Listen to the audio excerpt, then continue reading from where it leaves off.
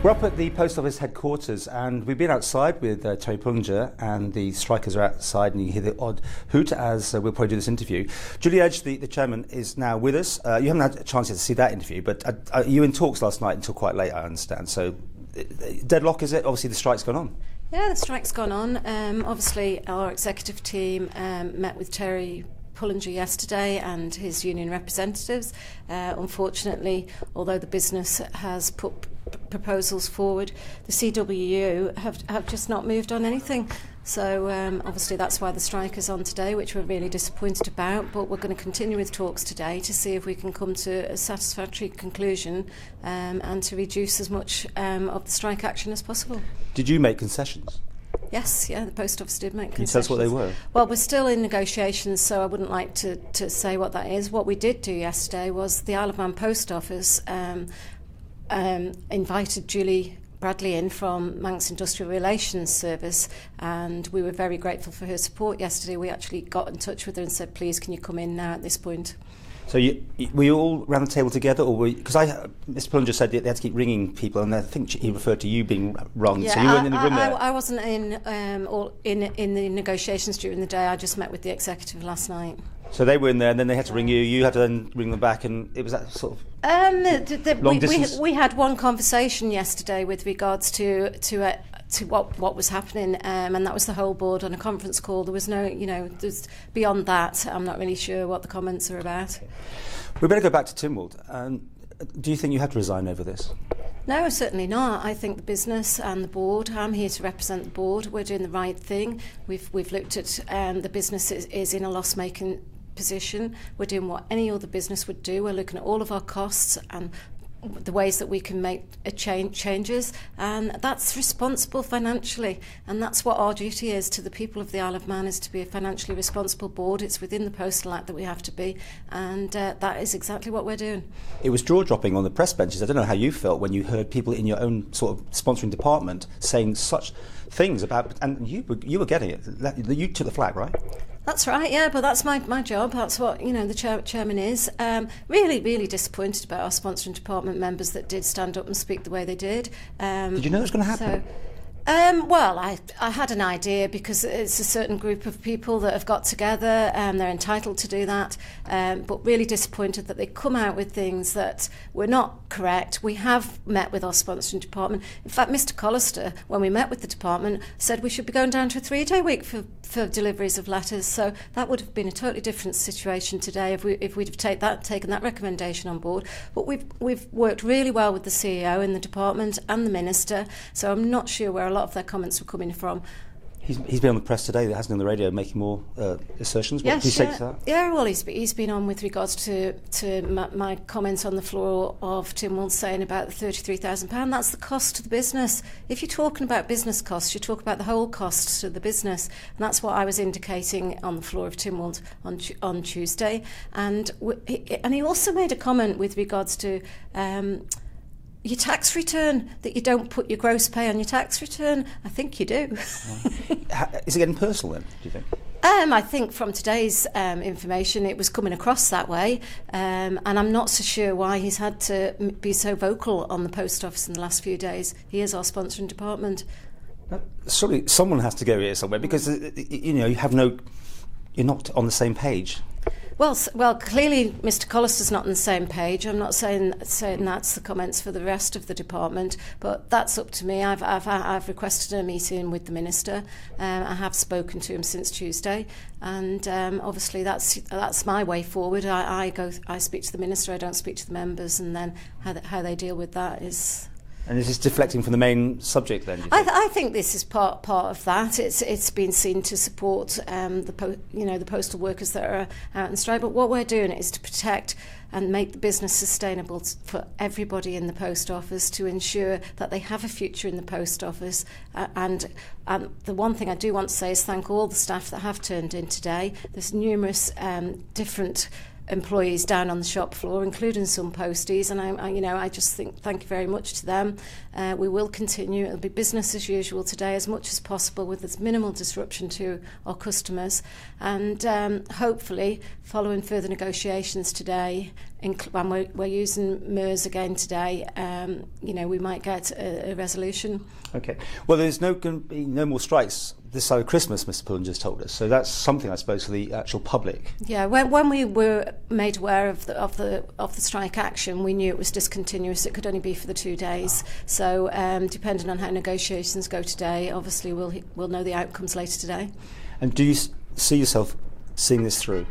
I'm determined to see it through, Paul. It's been 2 years of hard work with the board. We've come up with a strategic document, which people, the other thing I need to say, it's disappointing that department members from Enterprise didn't visit the business.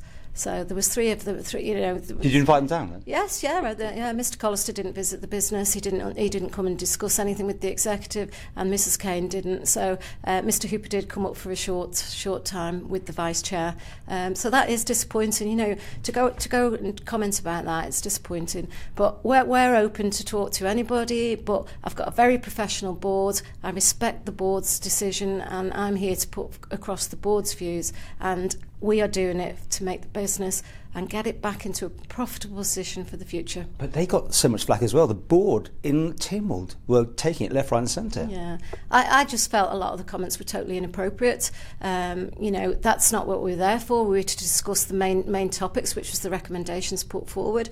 And the main recommendation was the pensions.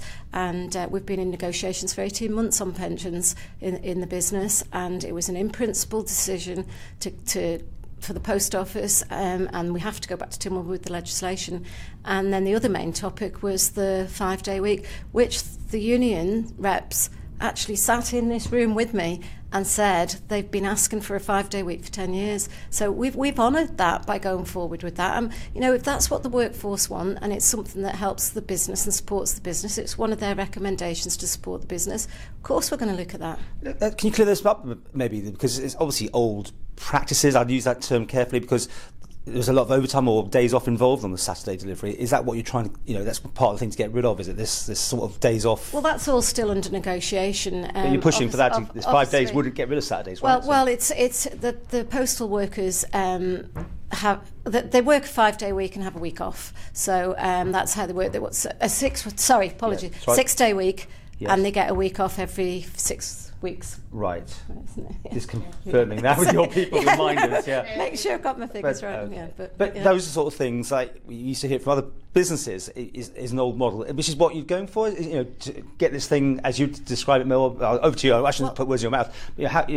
Fit for the 21st century with that sort of thing. What we're trying to do, we're not going to be impacting on the current workforce. What we're trying to do is come up with new terms, new starters, which the whole of the public sector have had. Yeah. That's been ongoing in the public sector for a number of years. So we're trying to come up with new terms for new starters so that the business is more competitive going forward and our operational costs will be slightly reduced. But pensions is where the crux of the matter is, isn't it? For people who have seen that they would have whatever they would have is potentially the future won't have.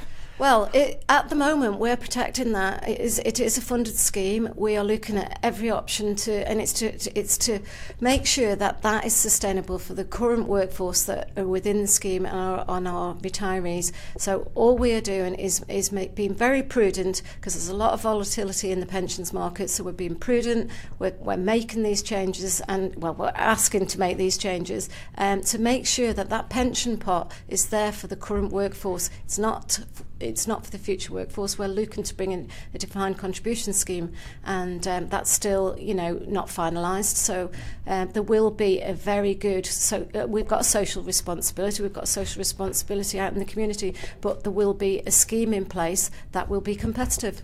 And finally, have you got? I was going to say the support of Tynwald, which it didn't seem you had, and yet everything went through. But who do you rely on here?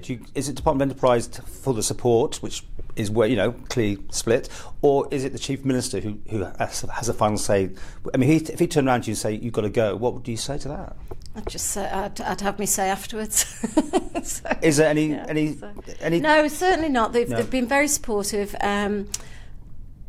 We have to go through our sponsoring department, but as a board, we can also go to Comin. Yeah. So we have options. But so new music it's is to our Minister Skelly, and he has been supportive. He has been taking our papers to Comin and through his own department. So, and I really like to thank him for what he has done. So you have the support Comin, you say? Well, we had to present to Comin, and obviously then when it goes on the floor, yes, we did get their full support, which was. And if you lose that, would you go? So. Well, I think we'd have to have discussions. I think, it's quite clear, and I believe the Treasury Minister's been on Manx Radio this morning saying that the board's been responsible financially. That's within the programme for government for us to be financially responsible. We are being. And, Treasury have been very supportive by reducing the levy. That is something that's never happened. The previous boards haven't gone to Treasury and asked for that. We've seen that as an opportunity to go and have discussions, and they have reduced it. And you're happy with your CEO and your management here? I think they've done a great job in the last month. It's very hard to get a lot of paperwork ready for Tynwald. There's so many deadlines you have to meet, and also part of the reasons for the negotiations not starting until after Tynwald was the work that has to go in to get papers to Tynwald and preparation. But everybody's working hard, not just the executive, and everybody with regards to the new pay structure that's coming in and the job evaluation which has been done independently. It's the whole business. It's not just the postal workers. We value all our workforce and we're treating them all fairly. Finally, do you see a resolution sooner or later on this? I would hope so, but obviously we're prepared for 2 days of action, but we'll see how the negotiations go today, Paul.